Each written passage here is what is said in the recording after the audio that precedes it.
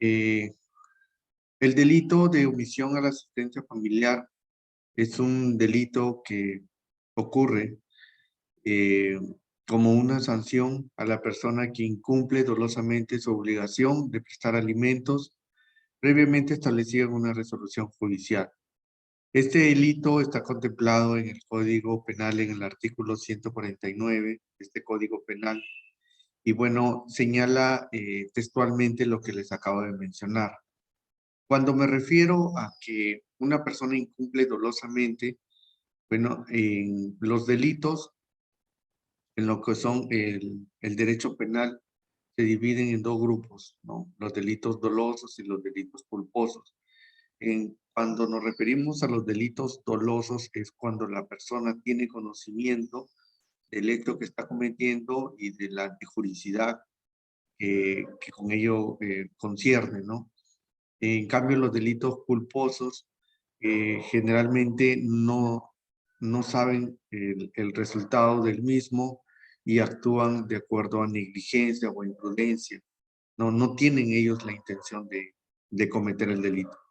Pero aquí en este problema que estamos comentando hoy, en cuanto a la omisión del asistente familiar, el obligado sí tiene un conocimiento de que ha incumplido con su obligación de pasarle la manutención al menor o al obligado.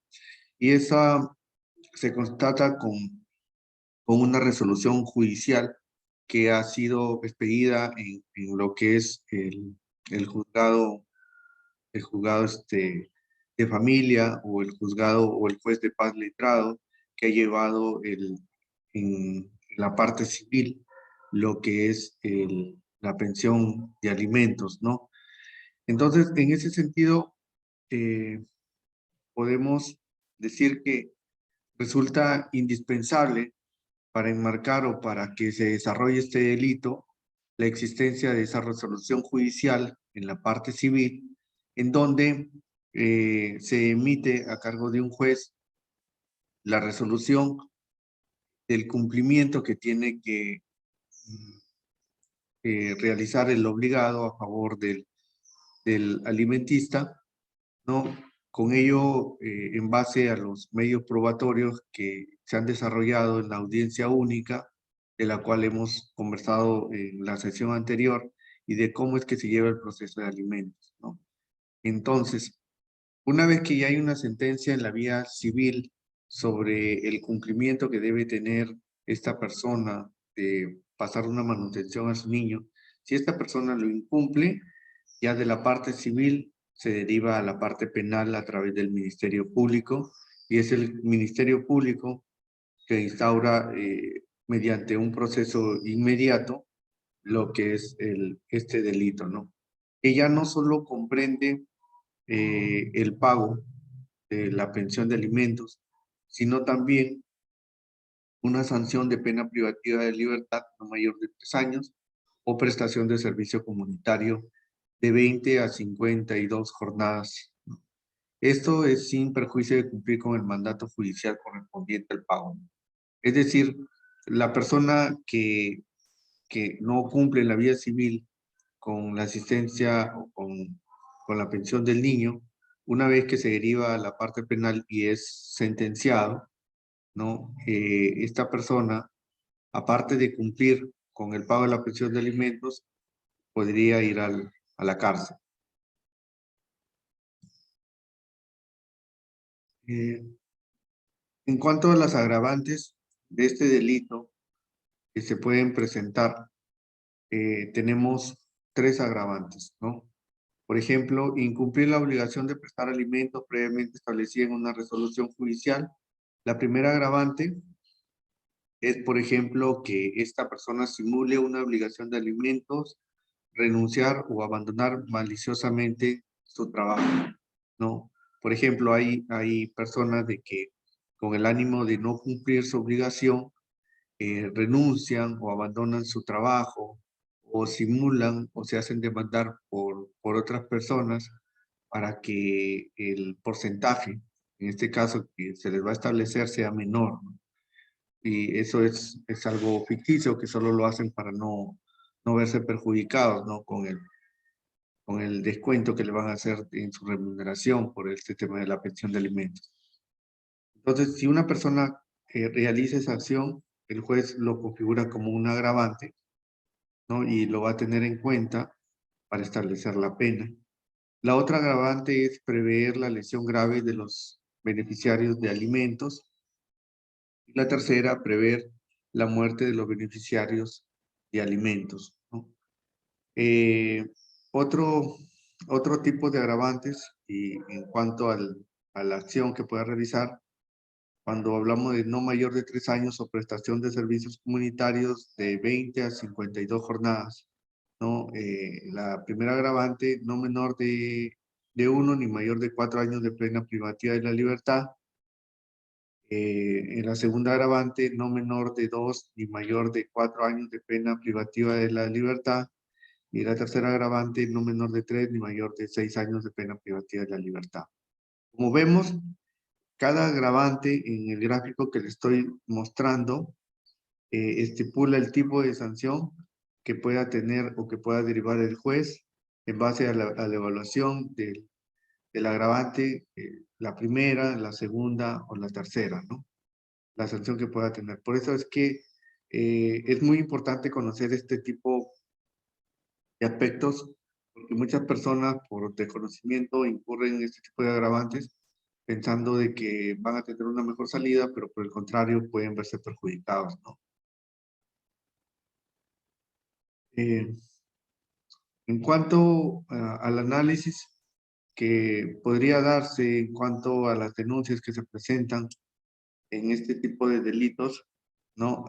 Podemos ver el número de denuncias por omisión a la asistencia familiar por año, ¿no?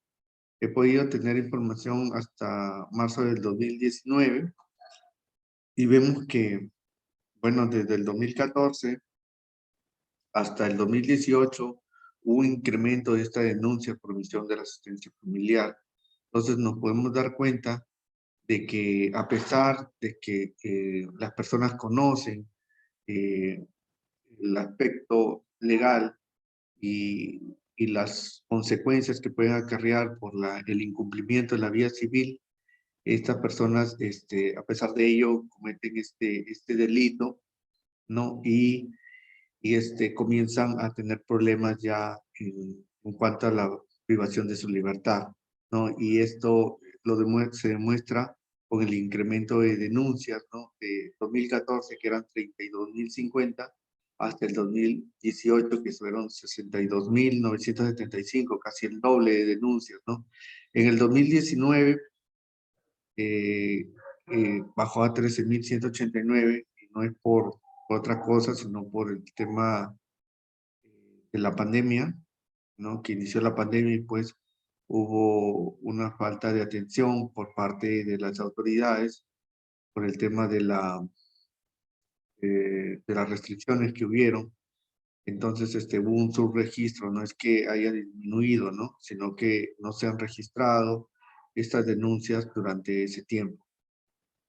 Imagino que ya a la fecha, con el restablecimiento de algunas medidas sanitarias por el tema de la pandemia, ya se ha incrementado el registro de estas denuncias y podamos tener un dato más real de lo que acontece en estos momentos, ¿no?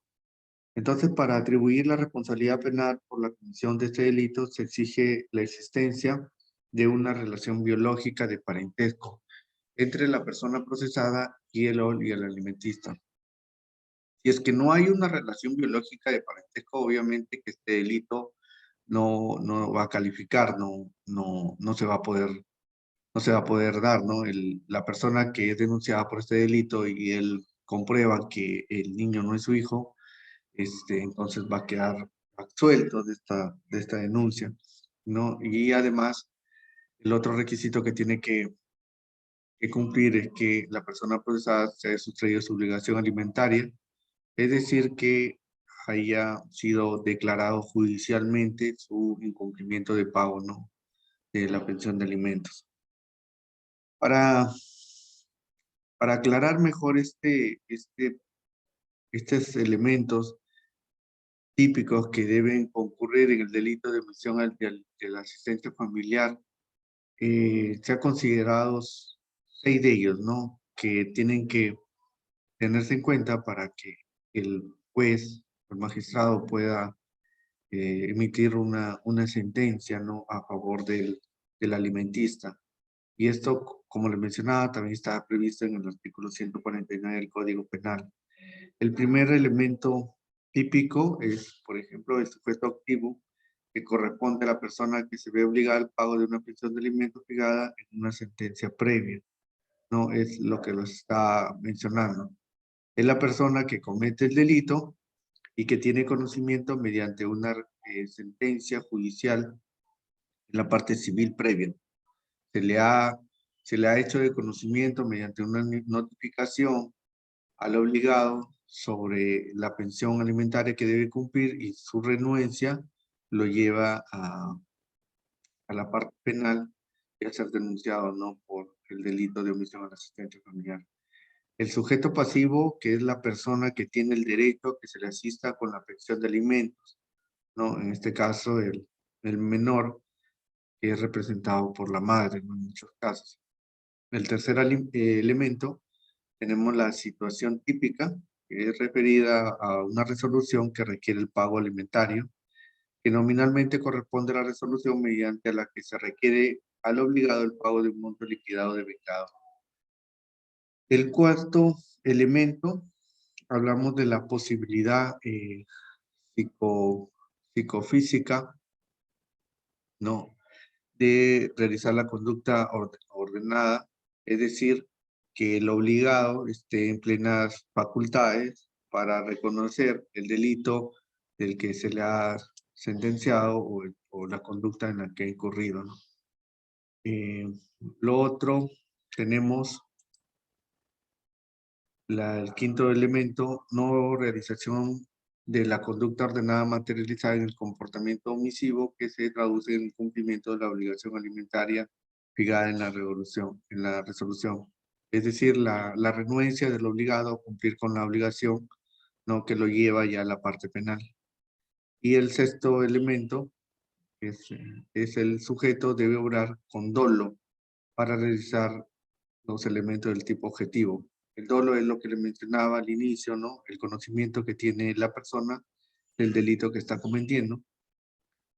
Y es que está relacionada, como les mencionaba, a la vinculación de la resolución del pago, ¿no? El incumplimiento que esta persona tiene para cumplir con su pago. Bueno, eso es básicamente lo que es el delito de omisión de alimentos. La parte de la audiencia, de cómo se desarrolla el proceso es más jurídico. No he querido entrar en muchos detalles porque eh, se necesitan ya conocimientos previos para poder entender todo ese proceso, pero sí les puedo mencionar de que este delito se lleva generalmente por un proceso inmediato, es decir, solo ocurren 2 etapas, a diferencia de un proceso ordinario, que lleva una etapa de investigación preparatoria, una etapa intermedia y una etapa de juicio oral. Aquí solo son 2 etapas, una etapa de calificación o incoacción del delito y la otra etapa de juzgamiento. Es un proceso más rápido porque en estos tipos de delitos configuran los presupuestos de evidencia delictiva, porque ya no se necesita recurrir a medios probatorios para establecer el delito que ha cometido esta persona, porque ya se ha llevado un proceso civil, ya hay una resolución de sentencia, y porque no es un caso complejo, no necesitan mucho más elementos para poder determinar la culpabilidad de la persona. Es por ello que el Ministerio Público o el fiscal, una vez que obtiene estas denuncias para que se ejecuten de manera rápida, es que se dan por ese tipo de procesos inmediatos. que son más breves que los ordinarios. Es la finalidad con que el, el Poder Judicial realiza este tipo de procesos para que el niño no se vea perjudicado por la dilación de los procesos o la carga procesal. No sé si es que tengan alguna pregunta que quieran realizar, algo que no les haya quedado muy claro, explicarle, ¿no?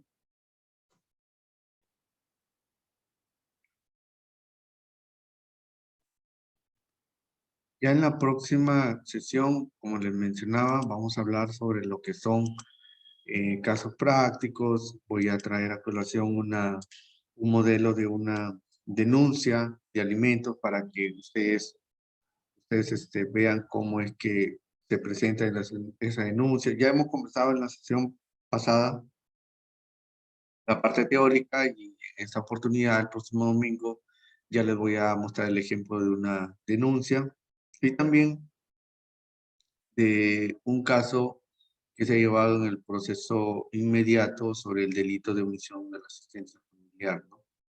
Para que ya en práctica conozcan a más detalles cómo es ese proceso, ¿no? Y que no es tan prolongado a diferencia de otros procesos como le mencionaba.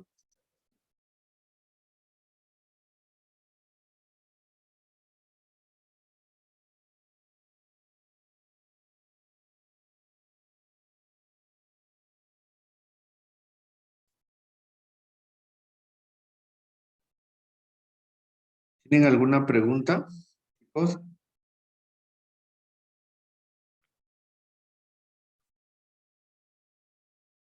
Por ejemplo, se han puesto a pensar qué pasaría si durante el proceso se demuestra que el niño no es hijo del obligado mediante una prueba de ADN. ¿Saben qué es lo que pasaría en ese caso? ¿Se han puesto a pensar en eso? Por ejemplo, les decía, ¿no? Que un requisito es establecer el vínculo biológico del obligado con el alimentista. Y si durante el proceso, si bien es cierto, hay un DNI de un reconocimiento de filiación del niño, de la paternidad del niño, pero si el obligado, mediante un examen de ADN, demuestra que el niño no es tu hijo biológicamente, puedes también concluirse el proceso y declararlo absuelto, ¿no? Otra situación que podría darse en estos delitos es que durante el proceso soliciten un, un acuerdo entre las partes con la finalidad de que el obligado pueda cumplir el monto de la pensión alimenticia en 3 cuotas o en 4 cuotas, ¿no? Porque ello le facilitaría cumplir con la obligación más allá de que el juez determine que pueda ir a la cárcel.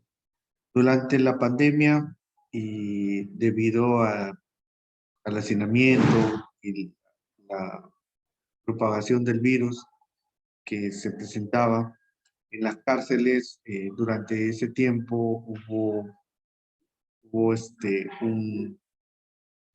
una resolución, una ley que establecía que las personas que estaban en cárcel por esos delitos podrían tener una medida alternativa de, de cumplimiento de su sentencia fuera de la cárcel, ¿no? Pero se condicionaba esto al cumplimiento del pago de la pensión de alimentos del niño, ¿no? Bueno, que era algo muy difícil. Generalmente las personas que van a cárcel lo hacen porque no tienen cómo pagar, ¿no? Y estando en cárcel difícilmente van a poder hacerlo. Pero de todas formas, se les dio esas facilidades, tal vez con el apoyo de algunos familiares para que pagando el monto de la pensión puedan tener libertad condicionada, podemos decirlo así, ¿no? Durante el tiempo de la pandemia.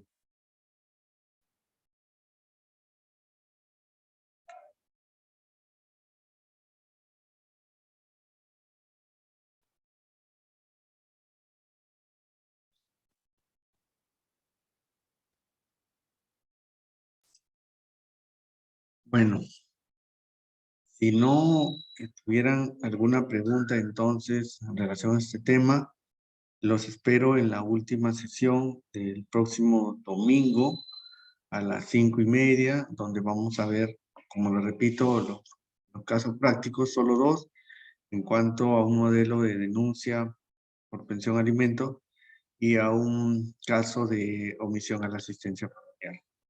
¿Sí?